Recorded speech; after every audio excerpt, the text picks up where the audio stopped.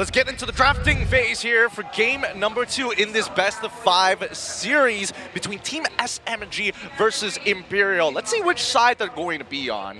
What's funny is, as someone who is from the MPL Philippine region, and I heard what you said about it over there, Gideon, yesterday.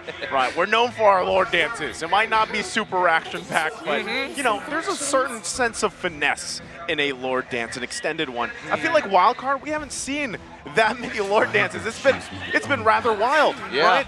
Do you and that's why I'm saying I think now that we know what sides they're going to be on, IMPERIO, let's see if they can build around that, because I feel like they're going to be forced in that situation with Team SMG here. Any predictions for first pick, Arashi? Because this time around, I don't know whether IMPERIO wants to show off what the jungler is going to be, or maybe even the EXP within the first phase. I think they can get this Bruno here. Ure, as you can see, was the highest damage output, and he can hold his own.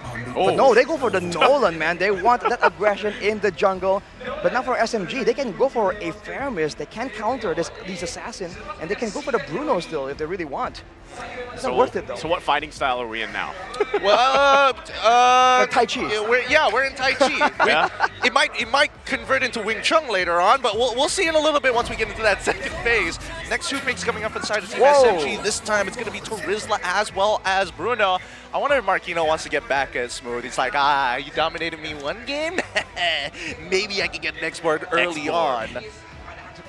This is the question, can Marquinhos play the X-Borg, right? This is where the flexibility of these players are tested, because you can do well on 1 or 2 or even 3 heroes, but even afterwards, once those get taken away contextually or by direct bans, can you still maintain the same kind of performance? IMPERIO will go for that Fairmiss though, but I think if they want to go for the Fairmiss, a prerequisite for this pick is to get solid engages. They can really force your opponents to stay in there.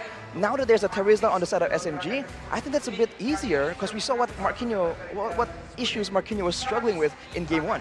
Well, let's see whether or not this first half is going to be beneficial for him or maybe another teammate, and it looks like no, they're going to lean back into the Clint versus Bruno matchup. I don't know how I feel about the Clint, man. I know he got to a point, you pointed it out, Arashi, the damage was there. I think it can work good if, for example, they can get the Nolan to go, snowball up, get some early damage out, let the Clint shine later on. But that still begs the question, how's the XP lane matchup going to be? Yeah, I think it's tough, man. With the EXP once again moving in towards that second half, things are going to start spicing up. Oh, wow, we see an early Cho pickup from the side of Team SMG. And if you don't know who the crowd favorite is going to be here, have a look at the drums. It's hard to hear even ourselves. I can't imagine the coaches screaming, not out of anger at their players, but to quickly lock in their heroes. Earlier, I turned my headset volume up, and I'm still having trouble hearing the two of you. I'm gonna start doing sign language soon, guys. Yeah, we're gonna have to do like non-verbal communication here, because the crowd, dude, the Malaysian crowd, Gideon, your home crowd is absolutely wild, man. This is crazy. I mean, think about the growth of the crowd, by the way. Yeah. Back the last time I was here in Malaysia, you guys didn't have drums. We didn't have drums. We actually picked that up pretty recently in our seasons, you know. We learned a lot from our older brothers in MPL ID a little bit, you know. Hey, the Philippines did too. Oh, that's true. They did too. They learned it there as well. Oh my goodness. It's part of the game now, man. The fan base cheering. You have to feel for IMPERIO, man. Against a home crowd this passionate, you have to be feeling some kind of nerves, right? It might not like derail their whole game plan completely, but it's definitely something they're feeling. I mean, they're feeling like they're into the nether realm, because right now, Fairmiss is currently the most picked. 19 times a mid lane hero, overtaking Valentina. Times are changing. The meta here at Wildcards is so different. You know, there was a time though, and yeah, I feel like I'm yelling at this point, but there was a time that it was always Valentina and Fairmiss.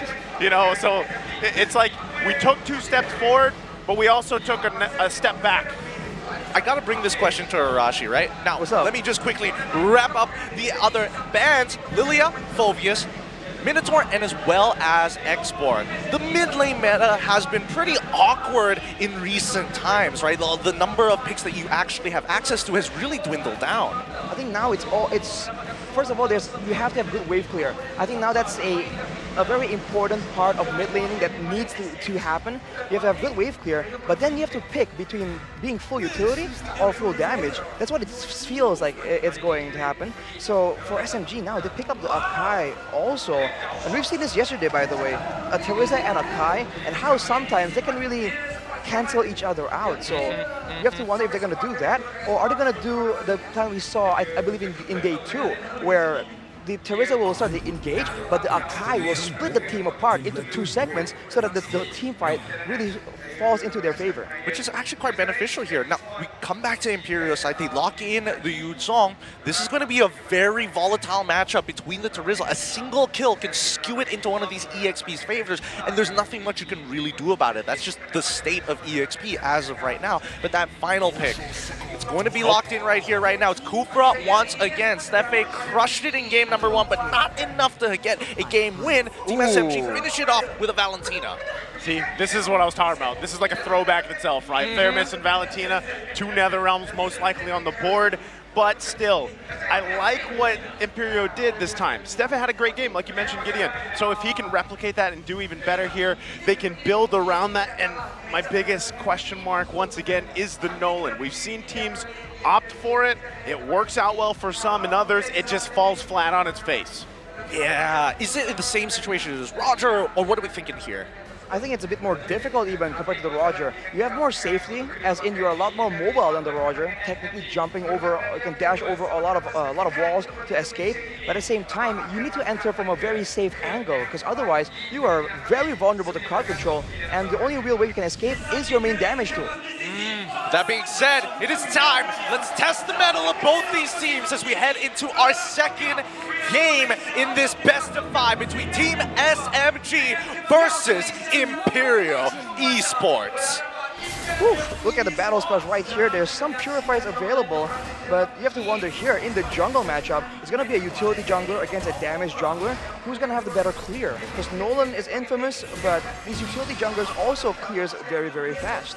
I don't know about you, but I feel like whoever makes that first mistake in the upcoming turtle fight, it's going to heavily snowball in one team's favor, right? We all see what happens. The turtle goes, the purple buff gets controlled, and Miko looking to find some trades. See, this is what he does every time, right? So this is why I'm saying Stefe as well, he has to be able to protect Yor, he has to be able to come to these side lanes, help them out if they need, and if they can get some type of win, that would be great, right? Miko does this time and time again, but if they can put things into place before that first turtle, like you mentioned, Gideon, that could be great for Imperio here. I think Miko here is going to be a big core component in the success of Team SMG. In this early stage where there's so much danger, he is that one hero with so much mobility and built-in shielding, so he can really find some information for his team. Oh, already with the drag back, Stormy. Forced to flicker out. That is what Imperio needed to do. So he's not going to have it for now, at least for a couple minutes.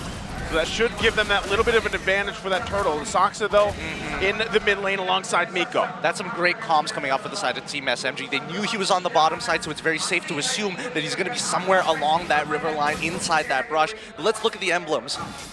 Mobility, agility, and wilderness blessing for the Valentina and Cho. And you can see why, man. Because trying to be all over the map as fast as possible. For Saksa, he's full utility. He went for the firmness for a bit of extra tankiness, and he's going for the Season Hunter to ensure that he can just clear and match Nolan in the farming rotations as well. In the EXP lane, though, we're seeing this matchup just being a lot more even. But here we go, man. The first big fight. It's going to be a big one. Already getting the dragon form out. Stephanie going to go in. Won't find a target. They just want to battle it out. Looks like Turtle's going to reset. So, Team SMG, happy to get some of these ultimates out. Extremely happy, in a matter of fact. Like, Black Dragon form is gone. Okay, let's go right in as they contest that purple buff. Oh, and with that, the Fracture is going to be gone as well. Aurora just trying to get the purple buff. They're probably going to give up the Turtle. Miko caught behind the lines here. Should be a kill for them, but he's going to make some fancy footwork and get out fine. That's what we're saying, man. For Imperial Esports, they need lockdown. now that there's not a lot of utility coming from the mid lane technically, without Fashion exposing himself, they need ways to lock someone down. Seeing the Cho pick so early on in the drafting phase, they don't really have any tools to really lock him down there to ensure that he can't be that pesky nuisance on their sides. Well, that's only for the time being, right? Eventually, once they get their ultimates, now they have like an almost reliable way, but it's really the onus of Miko. Can he dodge it at the right moment? Now, cutting back over to the awards, the EXP side, Swo's doing a pretty good job here having that level lead, but notice down on bot side, a lot of importance. The roamers, the junglers are hovering around this gold lane. For now, no real movements towards each other's junglers. I think for Team SMG, they're happy to just go for this more calm playstyle. It's their identity anyways. And against the Netherrealm, there's always the chance that something can go wrong. So if they want to scale up to the late game, they have a Bruno, they have a Valentina. These are very strong heroes with a lot of damage in the later stages of the game. Yeah, they're going to be able to work on it. They're trying to get Stormy here. They get the Netherrealm down. Still going to be going for Aurora. Can't catch up to him. Heavy spin going to be utilized to push him out of there. Penalty zone right on top of Aurora. They take him out. From anti-synergy to really nice synergy. It's so good coming in from Team SMG, dude. They just come in and they force Aurora into these weird spots. And remember, Aurora is the one working against the clock here. He wants to abuse the assassin early game power spike. The longer the game goes, the more utility has a bit more value. That is what Saksa brings to the table. But Team SMG, they are playing this a little slow, right? I mean, it's important that this Nolan does get this purple buff, but at the end of the day, I was hoping to see that Team SMG was going to take the initiative to try and take away the purple buff, really slow down this Nolan, simply like how they dealt with Aurora in game number 1. Again, they just want to like put him in a situation where they want him to come and fight them, right? They want to whittle him down a little bit. But yeah, if they can put some pressure there on the purple buff, I'm sure they'll do that. But so far, things have just been falling into place for Team SMG. Even right now, this looks like another turtle going to the hands. Miko gonna flicker out. He took the orange as well. He took the orange, dude. Oh, Aurora, not gonna be happy about it. There's the drag back, but Miko's just fine. It's just not enough damage, right? Aurora really needs to find that very first kill and then start snowballing off of that. And with Smooth dominating his lane at the same time, this is becoming very similar to how game 1 started to look like. I don't expect the lanes to start swapping. I think that right now Team SMG wants to extend the laning phase for as long as possible. Because they have the mobility advantage right here, right? With the Cho and the Valentina just being everywhere so much faster than Fashion on the Faramis. It's almost like the Faramis pick is kind of giving Valentina just a better ult to have more presence in these big fights. And look at this. Every single time they're trying to set up for something, Miko shows up again and becomes a huge problem. And if they commit to it, they're going to waste a lot of time here once again. Yeah, I feel like they're just kind of scrambling around right now, and that's what Team SMG is doing so well against IMPERIO.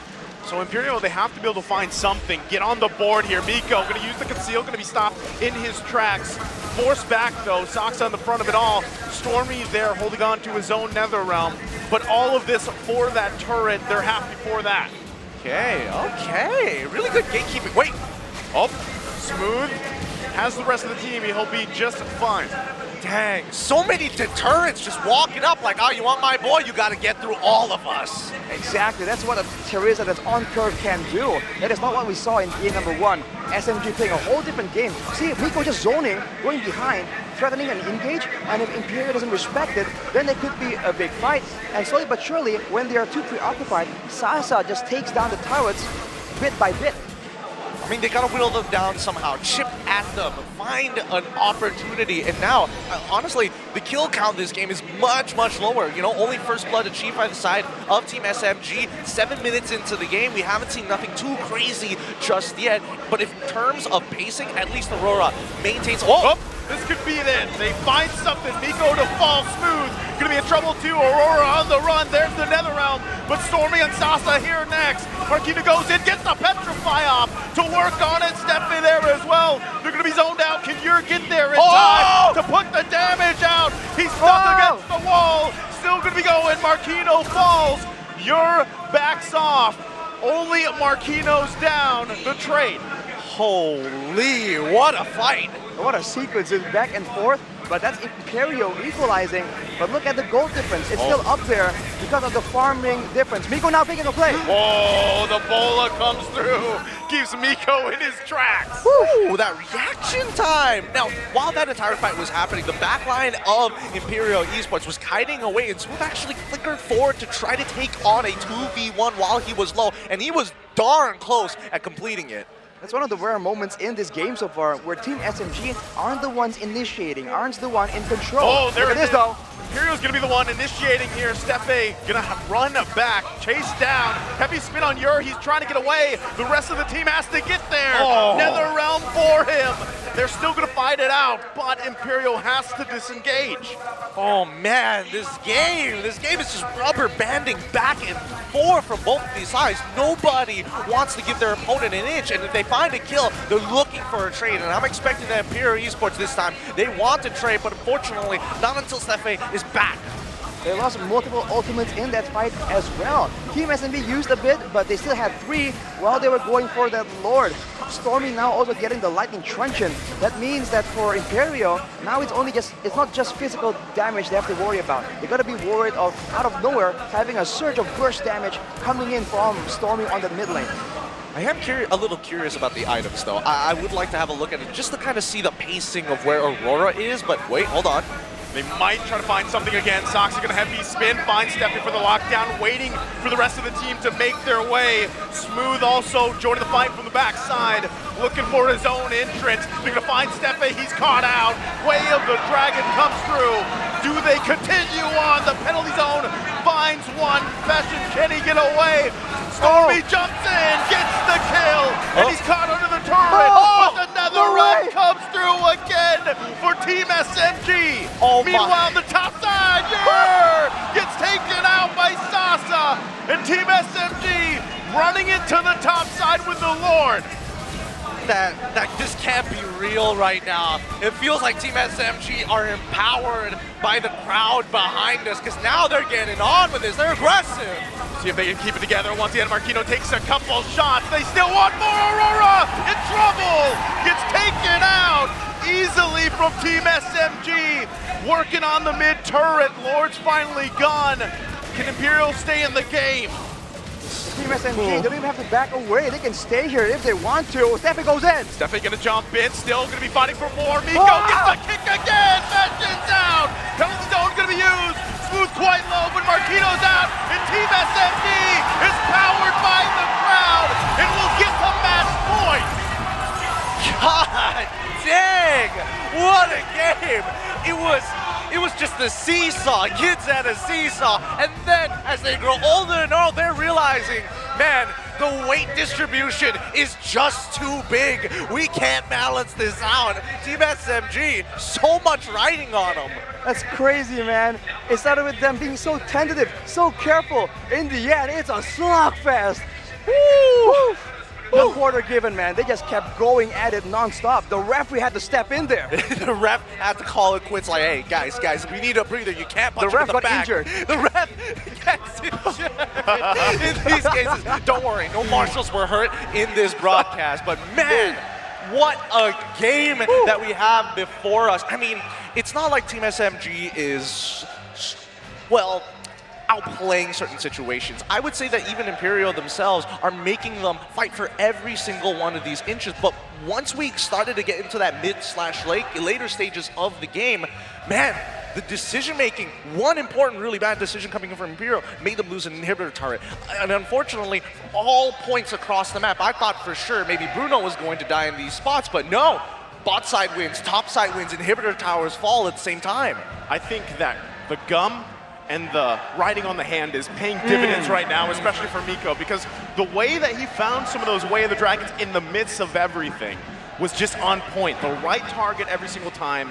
And that is something difficult to do because, again, this game, you have the same pick for Steffe, but he was not really able to find any setups this time for the team. Anything to help turn the tide of the momentum building there for Team SMG. Maybe Miko has a curse technique. Ooh. A writing curse technique. And on his hand, whatever he writes, the different words give him power. I bet it says dare to be great. It's just there to be great. Yep. That might just be it, man. But right now, let's take a look at the MVP brought to you by the Republic. of gamers. There he is. Oh! Discipline! It says discipline.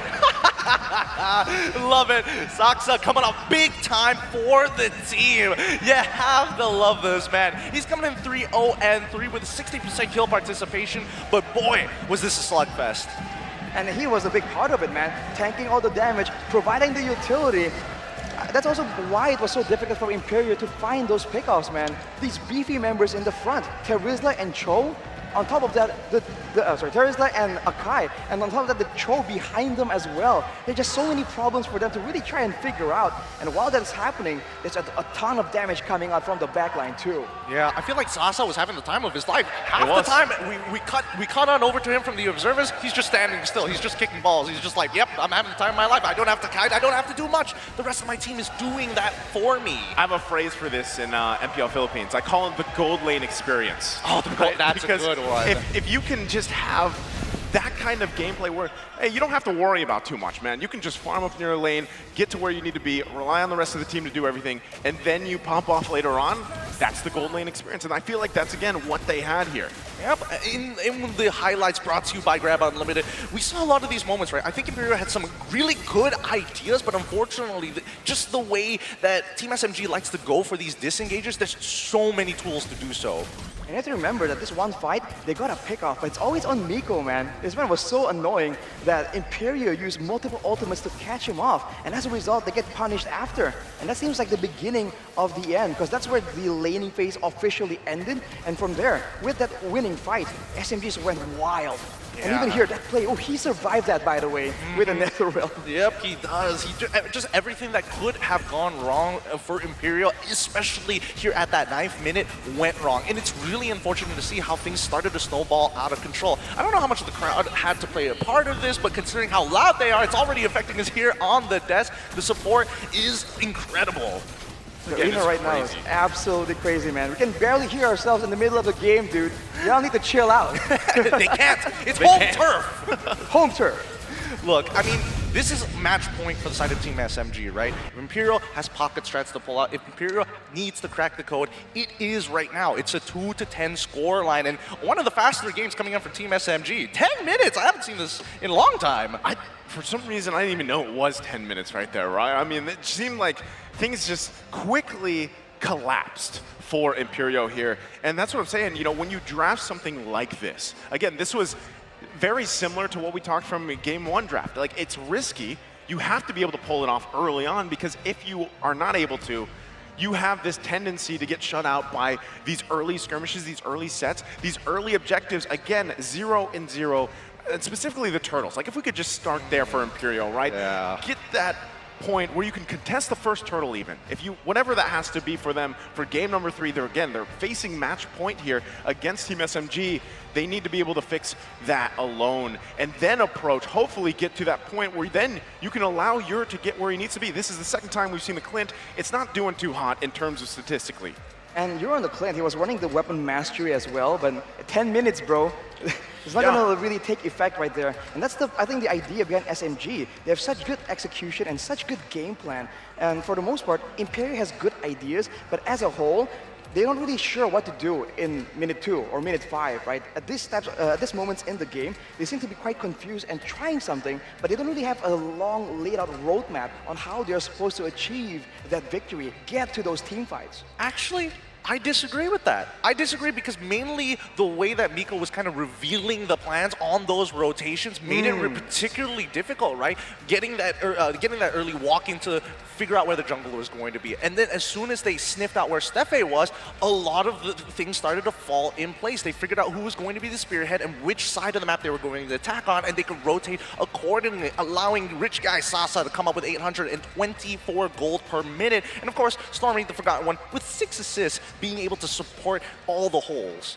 We think that the Faramis is going to be the more supporty type mid laner. The Valentina should be doing the damage, but if you look at the cards, man, Fashion is the carry, and the forgotten one instead is Stormy. And I do wonder if that's the main problem here, because we saw for Imperio, they switched out the laners, right? They tried to find a better matchup, a more winning solution. But then for SMG, it seems like that roaming squad, right? The roamer, mid lane, and jungle, that's what really swings the balance in favor of the side laners. That's again why I always point out, you know, the way that Team SMG has worked so much on every single lane, right? There's a reason why through the wildcard too, the MVPs from their winning games, winning performances, has been pretty much spread across the board, right? For the most part, everybody does such a great job. And even Miko, right? The effect he has alone, just on a Cho, to be able to put pressure where he needs to, find the targets he has to, it does so well for the rest of the team. And that's why I love to see, even with a Bruno priority here for them, Sasa gets to shine so much and have, once again, that experience in the gold lane that allows him to shine later on. So how do we get around this? How does Imperial take, again, step-by-step process?